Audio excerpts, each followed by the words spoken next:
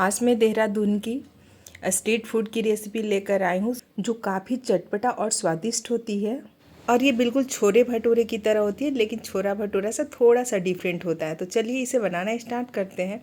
तो आज मैं देहरादून का एकदम स्पेशल सी रेसिपी बनाने वाली हूँ, छोले कतलम्बे। तो कतलम्बे बनाने के लिए हमें चाहिए मैदा। तो मैं यहाँ पे आधा कप मैदा ले रही हूँ और इसमें 1 चम्मच अजवाइन डालेंगे। अजवाइन जब डालेंगे तो हाथों पे रगड़ लेंगे और हाफ टी स्पून डालेंगे यहाँ पर नमक। 1 बड़ा चम्मच तेल डाल करके इसे अच्छी तरह से मिक्स करेंगे। यहाँ पर मैं रिफाइंड ऑयल डाल रही हूँ, आप चाहें तो घी बटर भी डाल सकते हैं। और इसे अच्छी तरह से हमें मिक्स कर लेना है। इस तरह से मिक्स करना है कि ये मुट्ठी अच्छी तरह से बन जाए। देखिए इस तरह से कितना अच्छा सा फाइन सा मुट्ठी बन जा रहा। और इसमें थोड़ा थोड़ा पानी डाल करके ऐसे अच्छा सा डो तैयार कर लेंगे। तो यहाँ मुझे ना टोटल 1/4 कप इसमें पानी डालूंगी और धीरे धीरे इसे हमें गूँथते जाना है और इसे काफ़ी अच्छी तरह से गूँथना है, बिल्कुल सॉफ्ट होने तक। इसका डो बिल्कुल उसी तरह से तैयार करेंगे जिस तरह से रोटी बनाने के लिए आटा तैयार करते हैं ना, नर्म उसी तरह से। तो जितना अच्छा आप इसे गूँथेंगे, जितना देर तक गूँथेंगे ना, उतना अच्छा आपका कतलम्बे बनकर तैयार हो जाएगा। तो यहाँ पर मैं पटक पटक कर गूँथते हुए मुझे 10 मिनट हो चुका है। मैदा को गूँथ करके ना अच्छी तरह से हमें एकदम चिकना कर लेना और चिकना करने के बाद फिर इसे एकदम रोटी की तरह जो लोइया तोड़ देना उस तरह से तोड़ करके हमें छोटा छोटा टुकड़ा में डिवाइड कर लेना है। मैं जब देहरादून गई थी तो ये स्ट्रीट फूड मैंने इसे ट्राई किया था और मुझे काफ़ी पसंद आई थी। तो मैं सोची क्यों ना आपके साथ इसे शेयर किया जाए। आधा कप मैदा में ना मैं इस तरह से छोटा छोटा टुकड़ा को 7 भागों में डिवाइड की हूँ। बिल्कुल बराबर बराबर हमें करना है।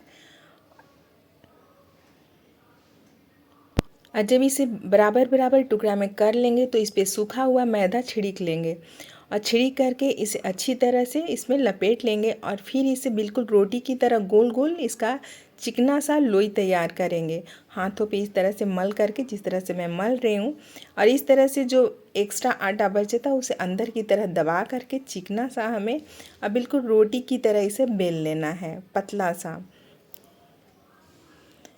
तो देखिए मैं बिल्कुल सूखा हुआ मैदा ले करके उसमें लपेट करके इसे बेल रही हूँ। इसे हमें तब तक बेलना है तब तक एकदम रोटी के साइज़ का नहीं हो जाता, बड़ा सा और पतला होना चाहिए। ऐसा नहीं कि ये मोटा मोटा बेल दिए, ऐसा भी नहीं होना चाहिए। इसे हमें पतला बेलना है। आप जितना पतला हो सके उतना पतला बेल लीजिए, बिल्कुल रोटी की तरह। और ये देखिए इस तरह से बेल बेल कर मैं सभी को रखते जाऊंगी। मैं दूसरा भी बेल के दिखा रही हूँ आपको। इसी तरह से हमें बेलते जाना है। एक मैं आपको कैमरा के सामने भी दिखा रही हूँ कि मैं कितना मोटा कितना पतला बेल रही हूँ। एकदम लग रहा है ना बिल्कुल रोटी की तरह, लग ही नहीं रहा कि मैं कुछ और बेल रही हूँ, लग रहा है कि रोटी ही बनाना है हमें। और उतना ही मोटाई चाहिए हमें, लंबाई। और बड़ा साइज़ चाहे तो आप बड़ा भी बना सकते हैं। यहाँ पर सभी रोटी को मैं बिल्कुल इसी तरह से बड़ा बड़ा बेल करके और फिर इसमें डालेंगे 1 चम्मच रिफाइंड डाल करके इसे अच्छी तरह से हमें फैला लेना है। उसके बाद सूखा हुआ मैदा इस पे भरभरा देना है या ये फैला देना है। फिर उसके ऊपर एक के बाद एक पर डालते जाएंगे और फिर वही प्रोसेस करना है। मैं फिर से यहाँ पे तेल डाल रही हूँ और इसे फैला रही हूँ और फिर इसमें ऊपर से मैदा का डस्ट करूँगी। फिर नेक्स्ट प्रोसेस भी हमें इसी तरह से करना है कि फिर से एक रोटी लेंगे और जितना भी बेल बेल के रखे हुए हैं, जैसे मैंने 7 टुकड़ा किए थे तो 7 बेल करके और इसे अलग अलग रख ली थी मैं। तो ये सातों को ना एक के ऊपर एक, एक के ऊपर एक हमें इसी तरह से फैलाते जाना है, रखते जाना है, फैलाते नहीं जाना है, सॉरी, रखते जाना है हमें। और फिर जब सभी को एक के ऊपर एक रख लेंगे तो उसे उंगलियों की मदद से ना थोड़ा थोड़ा जान देंगे, धीरे धीरे हाथों से दोनों साइड से, ताकि वो अच्छी तरह से चिपक जाए। और फिर इसे हमें बेलन से इसे बेलते जाना है। इसे थोड़ा बड़ा कर लेना है क्योंकि अभी तो ये काफ़ी मोटा है। थोड़ा सा इसे हमें बेल करके और बड़ा करना है। तो मुझे ना यहाँ पे चौकी पे बेलने में ना थोड़ा सा, जिस पे हम रोटी बेलते हैं, मुझे छोटा पड़ रहा था। तो मैं यहाँ पे स्लैब पे क्या करी हूँ, निकाल करके और इस पर थोड़ा सा सूखा हुआ मैदा छिड़क दी थी और फिर इस पर बेल रही हूँ। और इसे हमें बड़ा साइज़ में बेल लेना है। बहुत ज़्यादा पतला भी नहीं करना है और बहुत ज़्यादा हमें मोटा भी नहीं छोड़ देना है। तो ये देखिए मैं किस तरह से कितना बड़ा कर रही हूँ यहाँ पर। और बेलने के बाद फिर इसके ऊपर ना यहाँ पर हम तेल डालेंगे और तेल को डाल करके और थोड़ा सा इसे हमें फैला लेना है। ये बनाना इतना आसान है और खाने में उतना ही स्वादिष्ट है। और हल्का सा ऊपर से मैदा इस पर छिड़क करके और फिर से इसे क्या करेंगे, फोल्ड करते जाएंगे। तो किनारे वाले साइड से ना हमें इस तरह से उंगलियों की मदद से आराम आराम से धीरे धीरे से हमें बराबर करके और इसे मोड़ते जाना है। और ये देखिए कितना बढ़िया सा अच्छा सा रोल हो गया है। तो अब इसे हमें कट लगाना है। तो कट लगाने के लिए आप चाहें ना तो चाकू का भी इस्तेमाल कर सकते हैं या फिर धागा का भी इस्तेमाल कर सकते हैं, ये आपकी चॉइस है, आप किसी से भी काट सकते हैं। इसे हमें बराबर बराबर काट लेना है। मैं यहाँ पे 1 से 1.5 इंच की मोटाई में काट रही हूँ। देखिए बिल्कुल इक्वल कटा है सभी के सभी।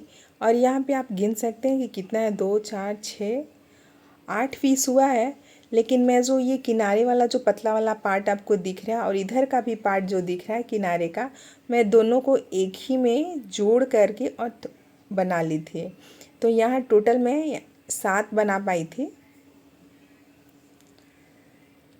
और इस तरह से ना फिर से क्या करेंगे कि मंगरेला ले करके और उसके बीच में छिड़केंगे और फिर इसे हमें बेल लेना। आप चाहें तो जितना बड़ा छोटा बेलना चाहते हैं आप उतना छोटा बड़ा बेल सकते हैं, लेकिन मैं यहाँ पूरी से थोड़ा सा बड़ा बेल रही हूँ। भटूरा जो बेलते हैं ना, भटूरा की तरह ही इसे मैं बेल रही हूँ।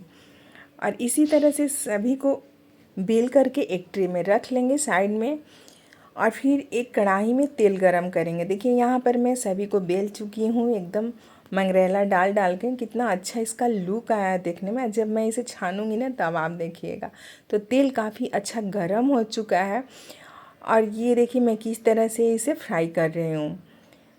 तो फ्रेंड ये होता है क्या ना, जब इसे हम भटूरा एकदम फूला फूला सा होता है और ये इसे जब हम छानते हैं ना तो ये फूलता नहीं है। कहीं कहीं फूलेगा कहीं नहीं फूलेगा। इसका वजह है लेयर, क्योंकि ये लेयर खुल जाता है और लेयर खुलने की वजह से ये फूलता नहीं है। मैं आपको छान के दिखा रही हूँ कि इसका लेयर कितना परफेक्ट आया और खाने में तो इतना स्वाद था कि अब मतलब इसका कोई वर्ड्स ही नहीं है मेरे पास कि मैं क्या बताऊँ। यकीन ही नहीं हो रहा था कि मैंने ये पहली बार बनाया और इतना स्वादिष्ट बना था। तो मैं यहाँ पर ना सिर्फ कतलम्बे की ही रेसिपी डाल रही हूँ, बना रही हूँ, क्योंकि छोले का बनाती तो काफ़ी लंबा वीडियो चला जाता। तो पहले मैं छोले का वीडियो डाल चुकी हूँ, तो वो मैं लिंक्स डिस्क्रिप्शन बॉक्स में डाल दूँगी। और ये देखिए फ्रेंड्स इसका लेयर कितना बढ़िया बना हुआ है ना, एक एक लेयर दिख रहा है। इसी तरह से दूसरा भी छान लेंगे।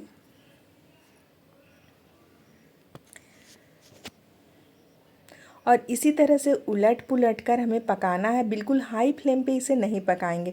अगर आप हाई फ्लेम पे इसे फ्राई करेंगे ना तो पता चलेगा ऊपर से तो डार्क कलर हो गया लेकिन अंदर अभी पका नहीं है। तो इसे हम लो मीडियम करके ही पकाएंगे।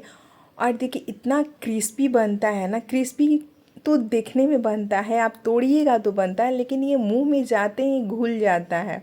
इसका लेयर इतना पतला पतला होता है और खाने में तो मतलब अब मैं क्या ही बताऊं कि क्या, मेरे पास कुछ शब्द नहीं है कहने के लिए। आप खुद बनाइएगा खाइएगा तभी आपको पता चलेगा कि ये कैसा बना है।